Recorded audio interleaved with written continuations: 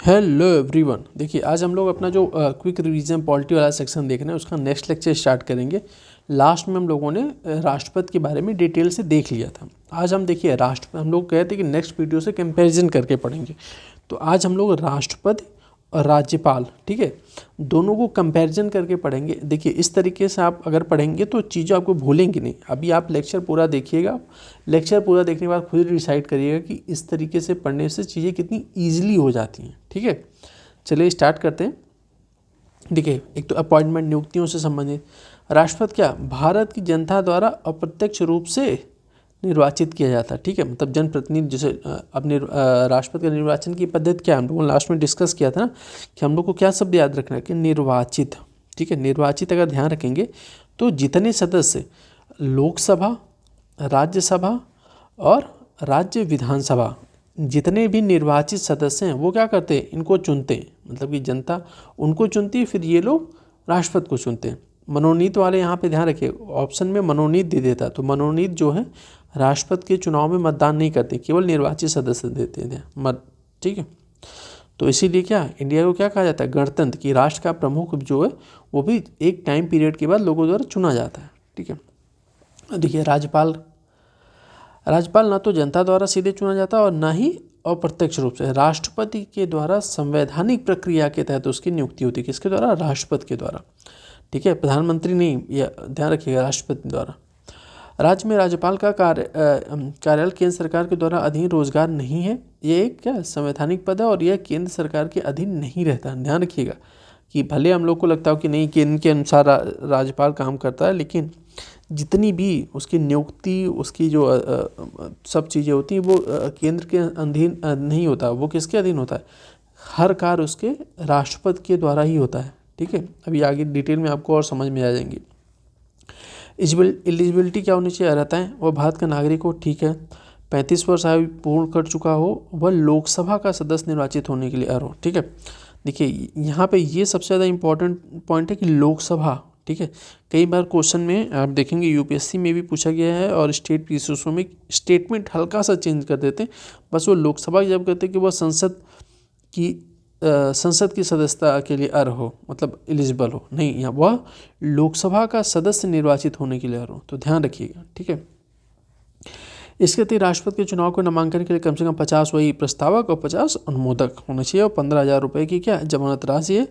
और जमानत राशि नहीं कहते कि आपने चुनाव की इनकी जमानत राशि जब्त हो गई, किसी भी आप सांसद विधायक किसी भी, तो उसमें क्या होता है कि कुल डाले गए अगर मत का 1/6 मत उन्होंने प्राप्त नहीं किया है, ठीक है, तो उनकी जो है जमानत जब्त हो जाती है। मतलब जो रुपए होते हैं वो जो है ले लिए जाते हैं, अगर मालिक उन्होंने पा गए तो वापस कर दिए जाते हैं। ठीक है, अगर 1/6 से ज़्यादा मत पा गए तो वो 15,000 रुपये क्या वापस कर दिए जाते हैं। तो ये ध्यान रखिएगा। चलिए राज्यपाल में देखते हैं क्या इनकी रहता है, एलिजिबिलिटी होनी चाहिए। एक तो भारत का नागरिक हो और 35 वर्ष, यहाँ भी सेम चीज़ें हैं, कंपैरिजन करिए। देखिए यहाँ भी 35 वर्ष और इसमें 2 परंपराएं जुड़ी हुई हैं। ठीक है, क्या है, उसे बाहरी, ठीक है, अब जैसे इसमें क्या है, 2 परंपराएं क्या जुड़ी, उसे बाहरी होना चाहिए, अर्थात वह उस राज्य से संबंधित ना हो जहाँ उसे नियुक्त किया गया। ठीक है, नेक्स्ट कह रहे हैं कि जब राज्यपाल की नियुक्ति हो तो वो राष्ट्रपति के लिए आवश्यक है कि वह राज्य के मामले में मुख्यमंत्री से परामर्श करे ताकि राज्य में संवैधानिक व्यवस्थाएं सुचारू रूप से हों। यद्यपि दोनों परंपराओं का कुछ उल्लंघन किया जाता है। देखिए अब जैसे एक परंपराएं है कि भाई होता है कि भाई अगर राज्यपाल नियुक्त हो रहे हैं तो उस राज्य से मुख्यमंत्री से राष्ट्रपति सलाह मशवरा करें। कंपलसरी नहीं है, कहीं लिखा हुआ नहीं, एक मतलब नॉर्मल सा कह सकते कि परंपराएं चली आ रही थी। लेकिन अब एक चीज़ तो है, देखिए मुख्यमंत्री से परामर्श नहीं लेते हैं ज़्यादातर में। ठीक है, तो कोई ये जरूरी नहीं कि इसको फॉलो किया जाए। हाँ, एक चीज़ फॉलो अभी देखेंगे तो परंपराएं चली आ रही कि भाई वो उस राज्य का नहीं होता है। ठीक है, अब जिस राज्य से भी देख रहे होंगे तो जो वहाँ की राज्यपाल होंगे आपके यहाँ से, ठीक है, वो उस स्टेट के नहीं होंगे, वो कहीं बाहर से मतलब किसी और अदर स्टेट से वहाँ पे नियुक्त होंगे। तो ये अभी चल रही, इसको जरूरी नहीं है, इसको बहुत ही कम मात्रा में फॉलो किया जाता है। सेकेंड नंबर पे ओथ शपथ के संबंधित क्या है, उच्चतम न्यायालय के मतलब सुप्रीम कोर्ट के मुख्य न्यायाधीश और उनकी अनुपस्थिति में वरिष्ठतम न्यायाधीश होते हैं, राष्ट्रपति को क्या कराते हैं, शपथ दिलाते हैं। अब सेम अगर राज्यपाल में आएंगे तो राज्यपाल में राज्य के उच्च न्यायालय के जो हैं अगर वो उपस्थित हों तो वरिष्ठ नागरिक हों, तो सेम चीज़ें। अब शर्तें क्या हैं, उसे संसद के किसी भी सदन अथवा विधानमंडल का सदस्य नहीं होना चाहिए। ठीक है, किसको? राष्ट्रपति को। यदि कोई व्यक्ति राष्ट्रपति निर्वाचित होता है, ठीक है, तो वह पद ग्रहण करने से पूर्व लाभ का पद धारण नहीं करेगा।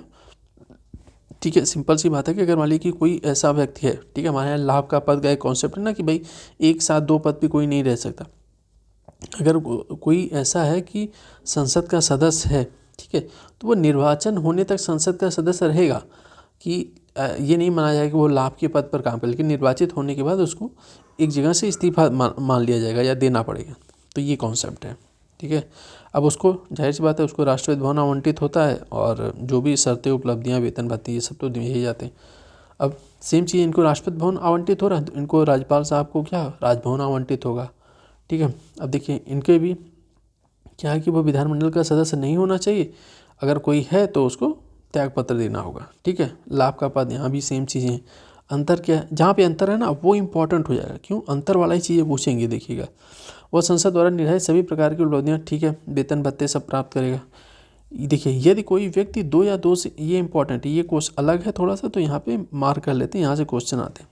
कह रहा है कि यदि कोई व्यक्ति दो या दो से अधिक राज्यों में राज्यपाल नियुक्त होता है, तो यह उपलब्धि और भत्ते राष्ट्रपति द्वारा तय मानकों के हिसाब से दोनों राज्यों में क्या होते हैं, विभाजित कर दिए जाते हैं। अगर दो है तो वो राष्ट्रपति द्वारा एक मानक तैयार करके दोनों राज्य जो है उसमें मिल के देंगे, ठीक है। आपने सुना होगा कि हाँ कुछ टाइम के लिए, कि मान लीजिए कि अभी कुछ टाइम पहले, एक आध साल पहले देखेंगे कि जो यूपी के राज्यपाल थी आनंदीबेन पटेल साहब, तो उनको क्या हुआ था, जब बिहार के राज्यपाल ने उनका रिटायर हो गए थे या त्यागपत्र दे दिए थे, कुछ ऐसा था, तो उनको यूपी और बिहार दोनों का कार्यभार दे दिया गया था। तो उस टाइम पीरियड में क्या होता है कि दोनों स्टेटों में एक सामंजस्यपूर्ण राष्ट्रपति के द्वारा एक शर्त हुई कि भाई कुछ कुछ जो वेतन भत्ते हैं दोनों लोग मिलकर देते हैं राज्यपाल को, ठीक है।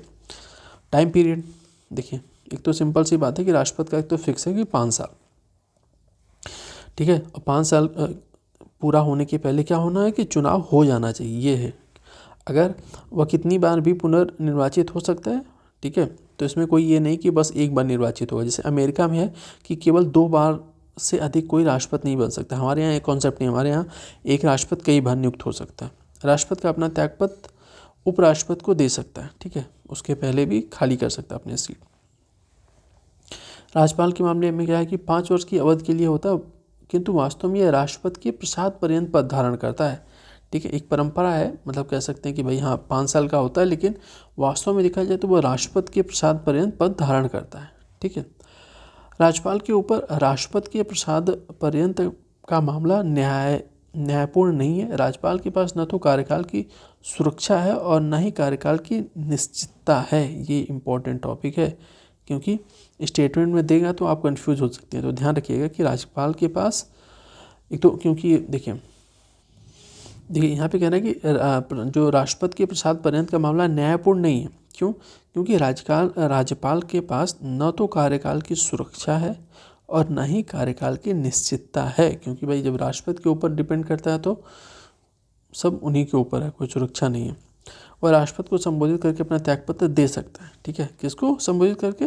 राष्ट्रपति को, ध्यान रखिएगा। और ये राष्ट्रपति किसको देते हैं? ये उपराष्ट्रपति को देते हैं, लेकिन राज्यपाल जो है राष्ट्रपति को करके देता है।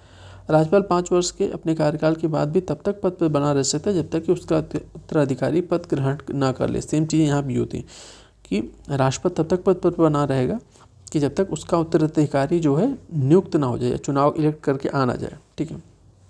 देखिए महाभियोग की क्या प्रक्रिया है, देखिए यहाँ से क्वेश्चन आए हैं, ध्यान रखिएगा।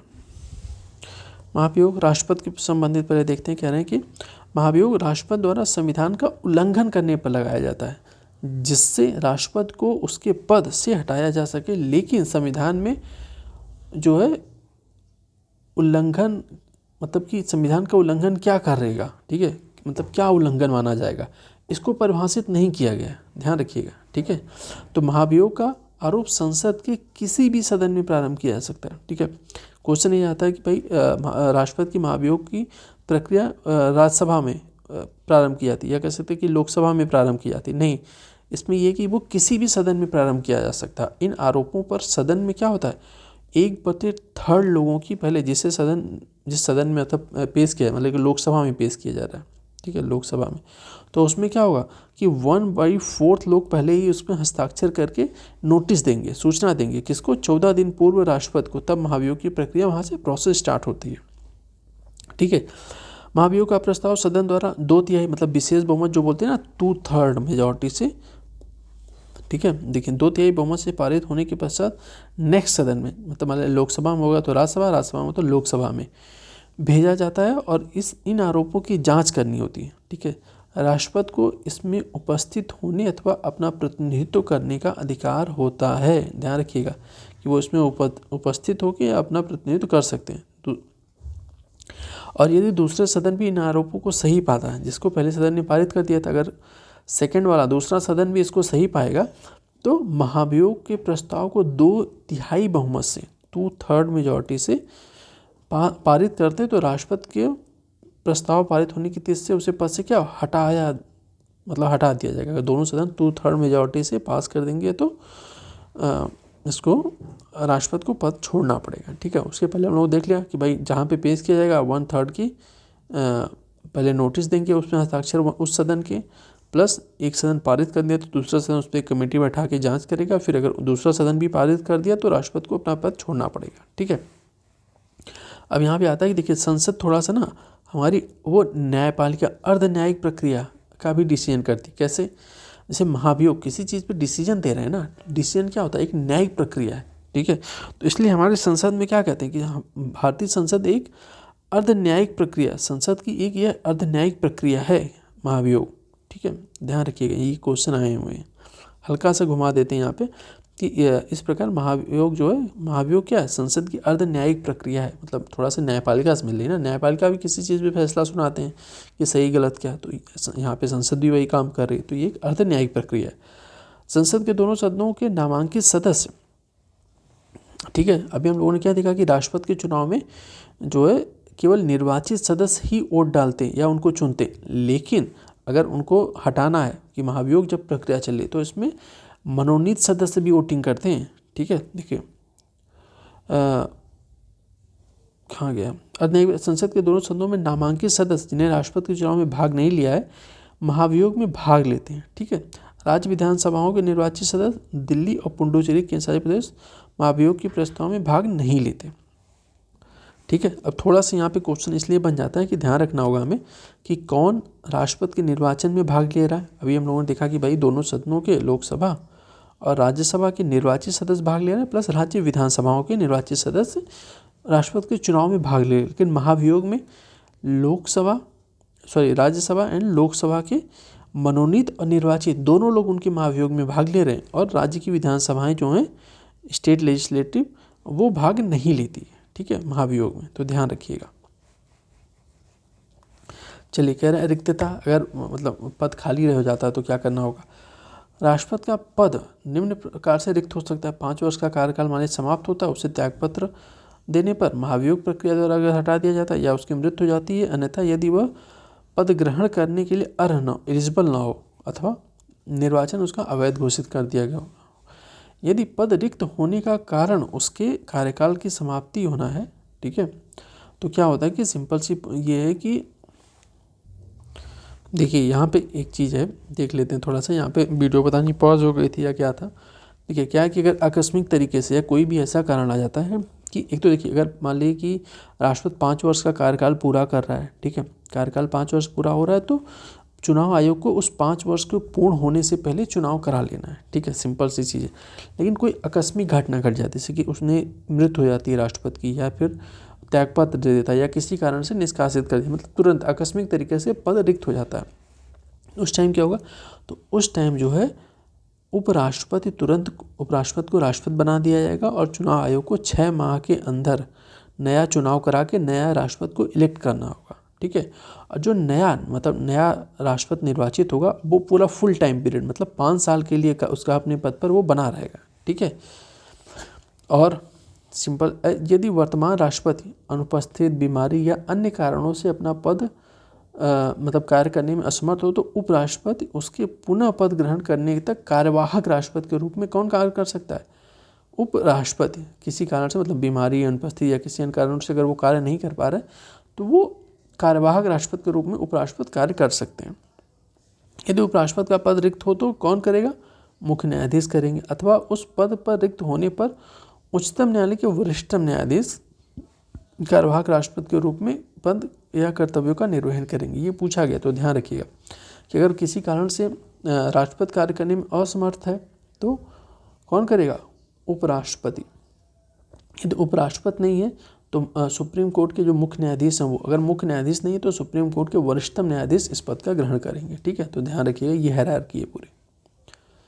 चलिए, वीटो पावर अगर देखेंगे तो वीटो, देखिए वीटो कितने प्रकार के होते हैं, पहले तो यही पूछ लिया जाता है कि ध्यान रखिए, अत्यंतिक विशेषित वीटो, निलंबनकारी वीटो और पॉकेट वीटो। देख लेते हैं कि क्या है। अत्यंतिक वीटो, एब्सोल्यूट वीटो क्या होता है? इसका संबंध राष्ट्रपति की उस शक्ति से जिसमें वह संसद द्वारा पारित किसी विधेयक को अपने पास क्या रखते हैं? सुरक्षित रख लेते हैं। विशेषित वीटो क्या है? विशेष बहुमत के साथ विधायिका द्वारा विधेयक को निरस्त किया जाता है, संयुक्त राज्य अमेरिका के राष्ट्रपति को प्राप्त है। ठीक है, अब ये हमारे यहाँ पे राष्ट्रपति को नहीं है। ठीक है, तो यही क्वेश्चन बन जाता है कि उसमें आपको 4 ऑप्शन दे देंगे, कह देंगे राष्ट्रपति के पास कौन कौन से वीटो शक्ति प्राप्त है। ठीक है, आप देखेंगे सेम क्वेश्चन बहुत ही बार पूछा गया, तो ध्यान रखना कि जो विशेषित वीटो है, ठीक है, ये सेकेंड नंबर वाला विशेषित वीटो हमारे राष्ट्रपति को, मतलब अपने यहाँ पे नहीं प्राप्त है। ये किसको प्राप्त है? विशेष बहुमत के साथ विधायिका द्वारा पारित विधेयक को निरस्त जो किया जाता है, ये संयुक्त राज्य अमेरिका को राष्ट्रपति को प्राप्त है। ठीक है, थर्ड क्या है? निलंबनकारी वीटो। राष्ट्रपति इस वीटो का प्रयोग तब करता है जब वो किसी विधेयक को संसद में पुनर्विचार हेतु देता है। राष्ट्रपति के इस वीटो को उस विधेयक को साधारण बहुमत से पुनः पारित करके निरस्त किया जा सकता है। राष्ट्रपति धन विधेयक के मामले में ऐसा नहीं कर सकता क्योंकि पहले ही वो सहमत दे देता है। पॉकेट वीटो क्या होता है? देखिए, इस वीटो में राष्ट्रपति विधेयक पर न तो कोई सहमत देता और न ही कोई अस्वीकृत करता है। ठीक है,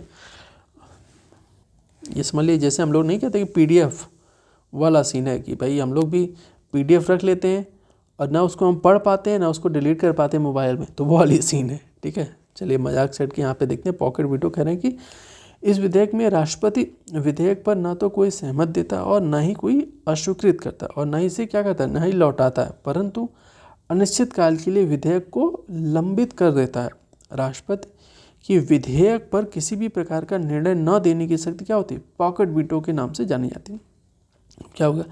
44वें संविधान संशोधन 1978 में राष्ट्रपति के लिए संवैधानिक संशोधन पर अपनी सहमति देना अनिवार्य है। ठीक है, ध्यान रखिएगा, संविधान जो संवैधानिक संशोधन होता है, कॉन्स्टिट्यूशनल अमेंडमेंट, उसमें पॉकेट वीटो अलाउ नहीं है, उस पर आपको सहमत देना अनिवार्य है। ठीक है, तो चलिए नेक्स्ट देखते हैं क्या है। अब देखिए दोनों का भी कंपैरिजन कर लेते हैं, राज्यपाल और राष्ट्रपति की जो वीटो शक्ति है।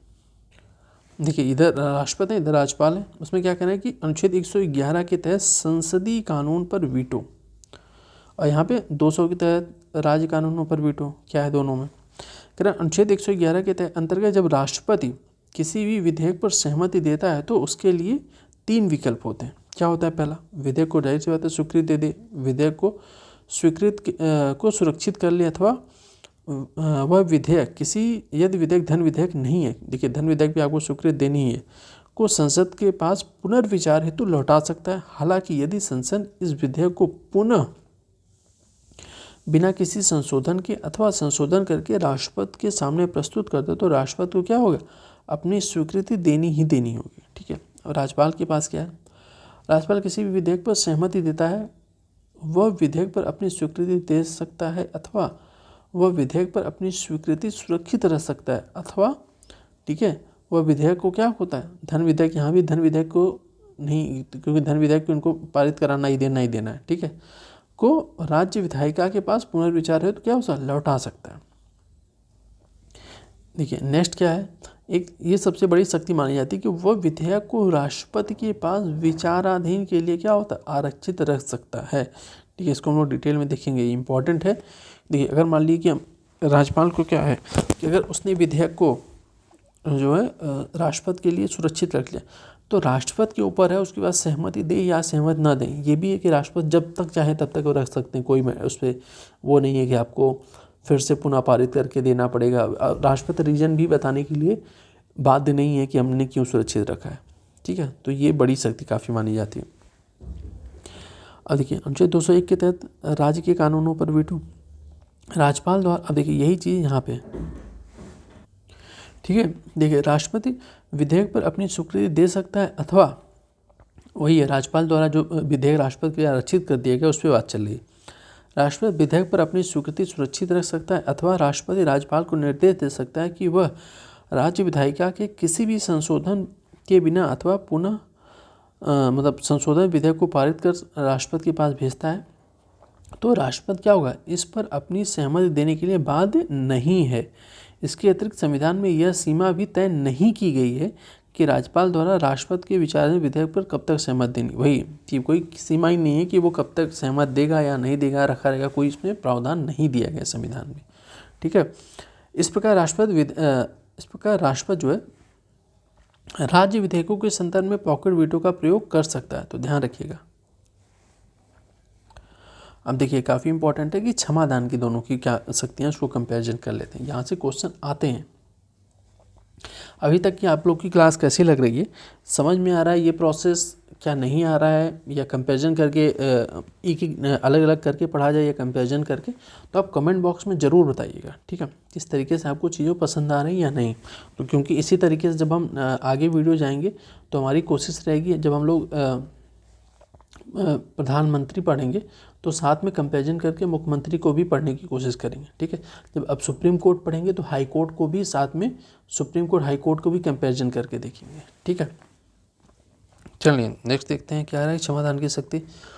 पहले तो देखिए आर्टिकल बताओ, संविधान के अनुच्छेद 72 में राष्ट्रपति को उन व्यक्तियों को क्षमा करने की शक्ति प्रदान की गई है जो निम्नलिखित मामलों में किसी अपराध के लिए क्या है, दोषी करार दिए गए। पहला क्या है कि संघीय विधि के विरुद्ध किसी भी अपराध में दंड दिया गया हो। दूसरा क्या है, सैन्य न्यायालय द्वारा दिए गए दंड में यदि दंड का स्वरूप मृत्युदंड हो।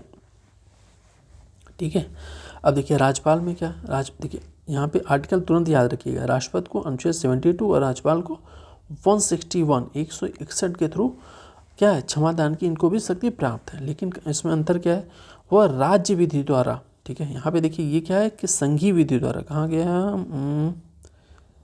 राष्ट्रपति, हाँ देखिए संघीय विधि द्वारा इसको जो मतलब संसद द्वारा जो कानून है उसके अगेंस्ट अगर किसी को सजा दी गई। लेकिन राज्यपाल को क्या है, राज्य विधि द्वारा, क्योंकि राज्य भी तो कुछ कानून लॉ बनाते हैं, के विरुद्ध अपराध में दोषी व्यक्तियों को सजा को निलंबित कर सकता है, दंड की विधि का स्वरूप बदल सकता है, दंड की अवधि कम कर सकता है। परंतु ये इंपॉर्टेंट है, ठीक है, यहीं से क्वेश्चन आता है, परंतु निम्नलिखित दो परिस्थितियों में राज्यपाल की क्षमादान की शक्ति किससे, राष्ट्रपति से भिन्न है। ठीक है, देखिए राष्ट्रपति राज्यपाल में जो तो स्टेट पीसेस दे रहे हैं तो क्वेश्चन तो राज्यपाल से आता है, लेकिन क्वेश्चन ज़्यादातर बनते हैं जहाँ पे डिफरेंसेस हैं दोनों में, राष्ट्रपति और राज्यपाल में। ठीक है, अब राष्ट्रपति क्या है, राष्ट्रपति सैन्य न्यायालय द्वारा दी गई सजा को क्षमा कर सकता है परंतु राज्यपाल नहीं। पहला ये। दूसरा क्या है, राष्ट्रपति मृत्युदंड को क्षमा कर सकता है परंतु राज्यपाल नहीं कर सकता। ठीक है, तो ध्यान रखिएगा, इंपॉर्टेंट है। देखिए नेक्स्ट कह रहे हैं कि क्षमादान के प्रकार। ठीक है भाई, क्षमादान दे रहे हैं कि क्षमादान के भी कई प्रकार हैं। अब जैसे कि पूर्णतः क्षमा, कि भाई अगर किसी को सज़ा हो गई तो पूरी तरीके से सज़ा उनको माफ़ कर दिया राष्ट्रपति या राज्यपाल ने। लघुकरण क्या होता है कि सज़ा की प्रकृति को बदल देना, जैसे कि अगर मृत्युदंड किसी को दिया गया तो उसको कठोर कारावास में बदल दिया। परिहार में क्या होता है, सज़ा की अवधि को बदलना, जैसे अगर किसी को 2 वर्ष की कठोर कारावास की सज़ा तो उसको 1 वर्ष की कठोर कारावास में बदल देना। अब विराम कि क्या होता है कि भाई कुछ टाइम पीरियड के लिए सज़ा को रोक देना, जैसे कोई प्रेग्नेंट महिला है, ठीक है, तो उसमें कह देंगे भाई अगर उनको, जाहिर सी बात है अपराधी अगर प्रेग्नेंट महिला है तो उनको जब तक प्रेग्नेंट है या जब तक बच्चा नहीं हो जाता तब तक उनकी सज़ा को लिए क्या रोका जा सकता है, शारीरिक अपंगता या महिला गर्भावस्था के कारण। ठीक है, प्रविलंबन क्या होता है, किसी दंड को कुछ समय के लिए टालने की प्रक्रिया, जैसे फांसी को कुछ समय के लिए टालना न्यायपालिका की से स्वतंत्रता कार्यपालिका की शक्ति है।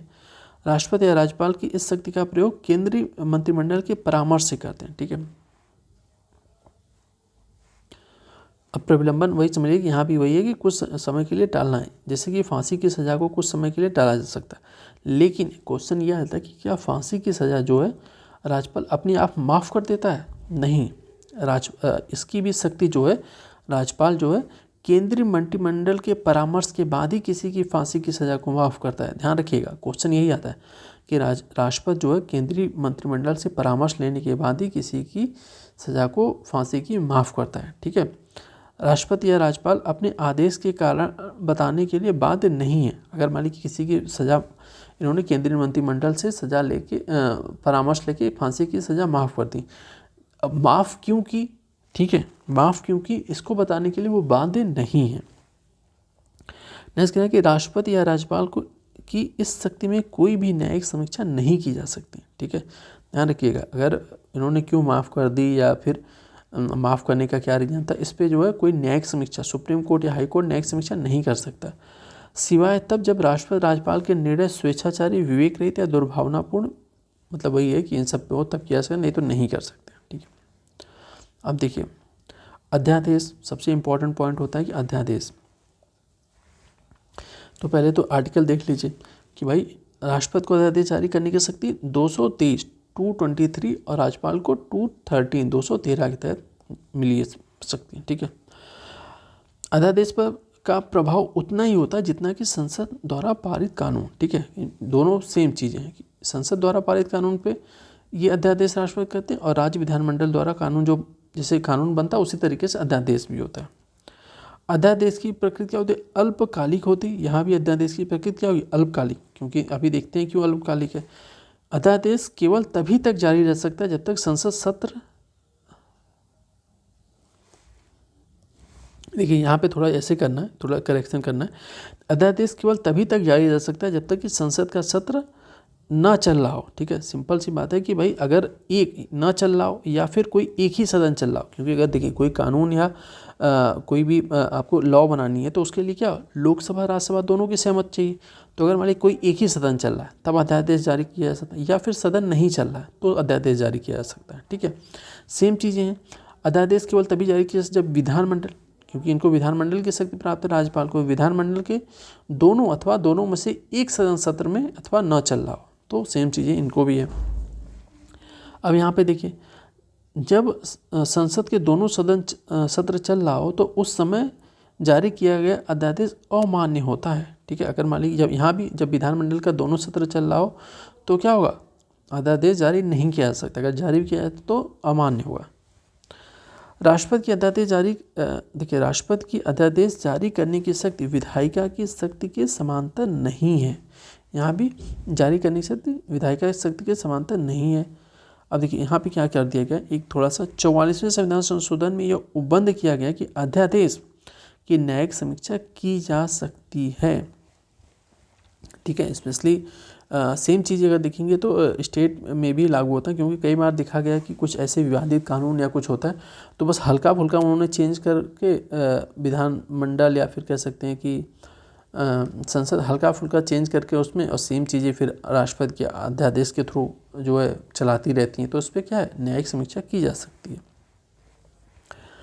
और अध्यादेश केवल उन्हीं मुद्दों पर जारी किया जा सकता है जिसमें संसद क्या कानून बना सकती है। सेम चीज़ें कि राज्यपाल भी अध्यादेश केवल उन्हीं मुद्दों पर या उन्हीं चीज़ पे लागू करेगा जिसमें राज्य विधानमंडल कानून बना सकती है। ठीक है, नेक्स्ट कहना है कि संसद सत्रावसान की अवधि में जारी किया गया अध्यादेश संसद की पुनः बैठक होने पर दोनों सदनों समक्ष द्वारा प्रस्तुत किया जाएगा, और यदि संसद दोनों सदनों द्वारा अध्यादेश को अगर पारित कर देती तो लॉ बन जाएगा।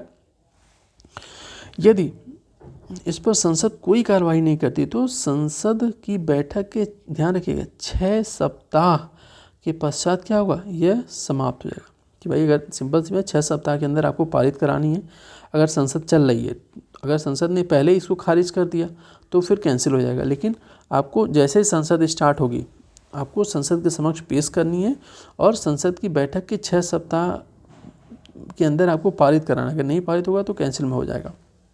सेम चीज़ें विधानमंडल सत्र की अवधि में जारी किया गया अध्यादेश क्या होगा, पुनः बैठक होने पर उसके समक्ष क्या प्रस्तुत करना होगा। अध्यादेश को पारित करने पर वह क्या होगा, कानून बन जाएगा। और यदि विधानमंडल कोई कार्रवाई नहीं करती है तो 6 सप्ताह के पश्चात यह स्वतः ही समाप्त हो जाएगा। ठीक है, राष्ट्रपति किसी भी समय अध्यादेश को वापस ले सकता है, सेम चीज़ है, राज्यपाल भी किसी भी समय वापस ले सकता है।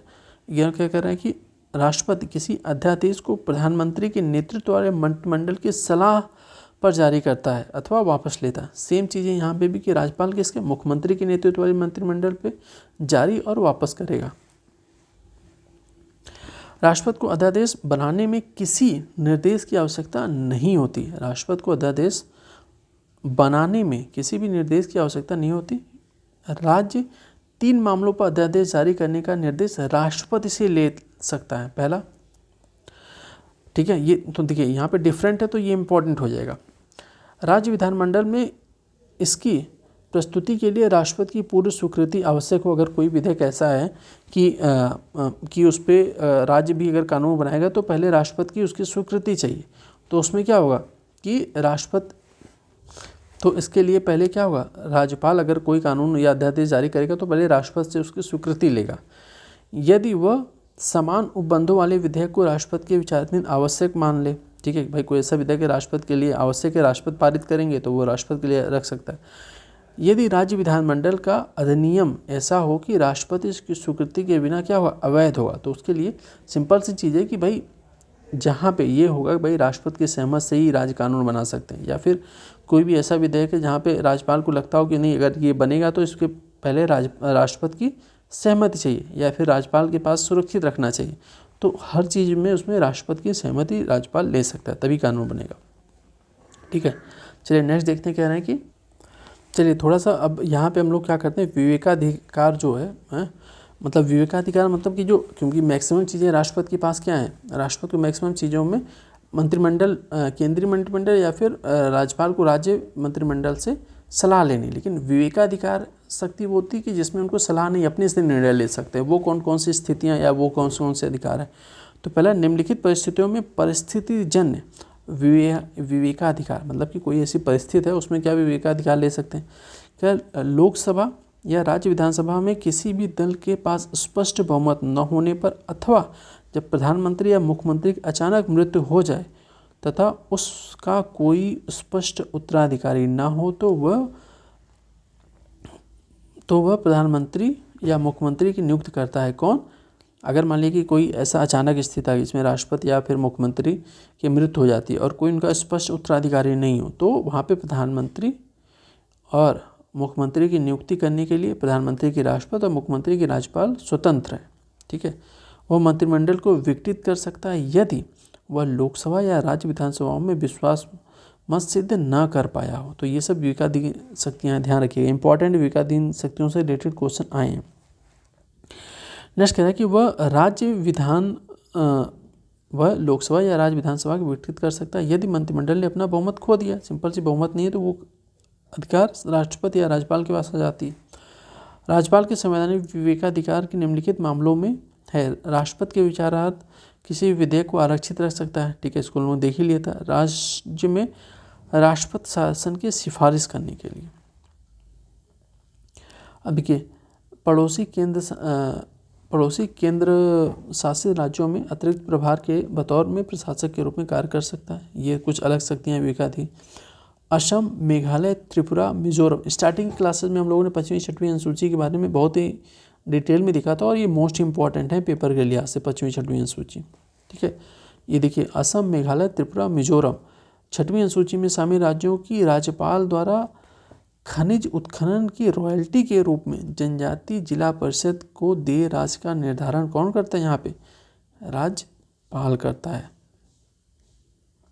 ठीक है, तो 5वीं 6वीं अनुसूची थोड़ा सा अच्छे से पढ़ के जाइएगा, क्वेश्चन यहाँ से सबसे ज़्यादा बने हुए हैं। नेक्स्ट करें, इसके अतिरिक्त कुछ विशेष मामलों में राष्ट्रपति के निर्देश पर राज्य के विशेष उत्तरदायित्व, ऐसे मामले में राज्यपाल मुख्यमंत्री के नेतृत्व पर राष्ट्रपति ने, सिंपल सी बात है कि राष्ट्रपति ने राज्यपाल को कोई विशेष उत्तरदायित्व दिया, विशेष कार्य दिया, तो राज्यपाल उसके करने के लिए स्वतंत्र है। लेकिन अगर वो चाहे तो मुख्यमंत्री की नेतृत्व वाली मंत्रिपरिषद से क्या ले सकता है, सलाह भी ले सकता है।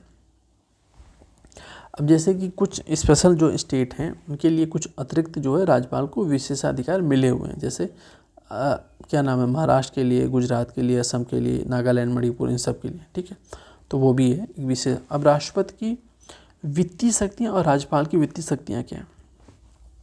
देखिए, प्रत्येक वित्त वर्ष में वित्त मंत्री द्वारा संसद के दोनों सदनों के सम्मुख जो वार्षिक वित्तीय विवरण हैं, अर्थात देखिए हमारे संविधान में बजट का प्रयोग नहीं है, हमारे में क्या है, वार्षिक वित्तीय विवरण का शब्द है, राष्ट्रपति के नाम से प्रस्तुत किया जा सकता है। अनुच्छेद 112, राष्ट्रपति की अनुमति के बिना कोई भी वित्त विधेयक लोकसभा में प्रस्तुत नहीं किया जा सकता। अनुच्छेद 117, ठीक है।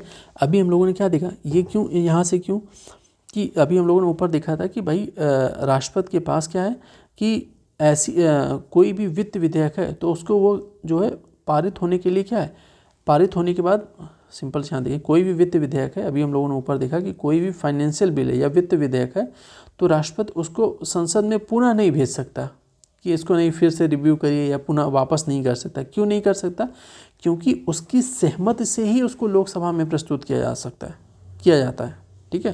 तो ध्यान रखिएगा, इसीलिए ये कारण है कि वो वापस नहीं कर सकता। तो आर्टिकल किसके, 117 के थ्रू भारत की आकस्मिक निधि पर राष्ट्रपति का पूर्ण नियंत्रण होता है। आकस्मिक निधि का प्रावधान किसमें, 267 में किया गया है। और केंद्र व राज्यों के मध्य करों के विभाजन के संबंध में सलाह देने के लिए राष्ट्रपति वित्त आयोग का गठन करता है, ठीक है। इसका अच्छी चीज़ यहाँ पे आर्टिकल नहीं बताया, तो आपको आर्टिकल कमेंट में बॉक्स में बता देना। और अभी मतलब विद इन आई थिंक 10-15 दिन पहले नए वित्त आयोग का गठन किया गया, तो उस वित्त आयोग के अध्यक्ष कौन है, ठीक है, अध्यक्ष बताइएगा। प्लस जो उनकी रिकमेंडेशन होगी ना, सबसे इम्पोर्टेंट क्वेश्चन मुझे ये लग रहा है पूछा जा सकता है, उनकी रिकमेंडेशन जो होगी वो किस मतलब कौन से सन तक, मतलब जैसे कि 2025 से 30, ठीक है, 26 से 31, या ऐसे करके वो कितने टाइम पीरियड के लिए वो अपनी रिकमेंडेशन देंगे, ठीक है, ये बताइएगा। देखिए राज्यपाल की, जाहिर सी बात है कि राज्यपाल भी क्या होता है, राज्यपाल ग्राम पंचायतों एवं नगर पालिकाओं की वित्तीय स्थिति समीक्षा करने प्रत्येक 5 वर्षों पर राज्य वित्त आयोग का गठन करते हैं। जैसे इन्होंने राष्ट्रपति द्वारा वित्त आयोग, तो यहाँ पे राज्य वित्त आयोग का गठन राज्यपाल करेंगे। अब देखिए सेम चीज़ यहाँ पे कहना है कि राज्यपाल प्रत्येक वित्तीय वर्ष के प्रारंभ में वित्त मंत्री द्वारा वार्षिक जो विवरण होता है वो राज्य में जो बजट पेश किया जाता है ना, हर स्टेट का भी बजट आता है, तो वो किसके, राज्यपाल के नाम पे प्रस्तुत करते हैं। प्लस यहाँ भी सेम चीज़ है, यहाँ भी अगर वित्त विधेयक बिना राष्ट्रपति की पूर्व सहमति से नहीं पेश किया जाता, यहाँ भी धन विधेयक जो है राज्य विधानसभा में प्रस्तुत नहीं किया जा सकता, किसके, राज्यपाल की पूर्व सहमति से, ठीक है। और ये देख ही लिया 5 वर्ष में ये करते हैं। अब देखिए इससे संबंधित कुछ महत्वपूर्ण यहाँ पे प्रश्न है, इसको आप देख सकते हैं, ठीक है। देखिए अब हम लोग नेक्स्ट लेक्चर से क्या देखेंगे, उपराष्ट्रपति देखेंगे। ये भी काफ़ी इंटरेस्टिंग चैप्टर होगा। और इसमें हम लोगों ने जो देखा, इसको आप कमेंट बॉक्स में ज़रूर बताइएगा कि आपको ये कैसे लगा, मतलब ये जो हम लोगों ने डिस्कस किया है पूरा डिटेल में ऐसे कंपैरिजन करके, तो कैसा लगा आप कहेंगे तो हम लोग बाद में रिकैप भी कर लिएगा करेंगे थोड़ा सा पुरानी जो चीज़ें हैं इम्पॉर्टेंट, ठीक है। तो कमेंट बॉक्स में बताइएगा। चलिए मिलते हैं नेक्स्ट लेक्चर में, तब तक के लिए धन्यवाद।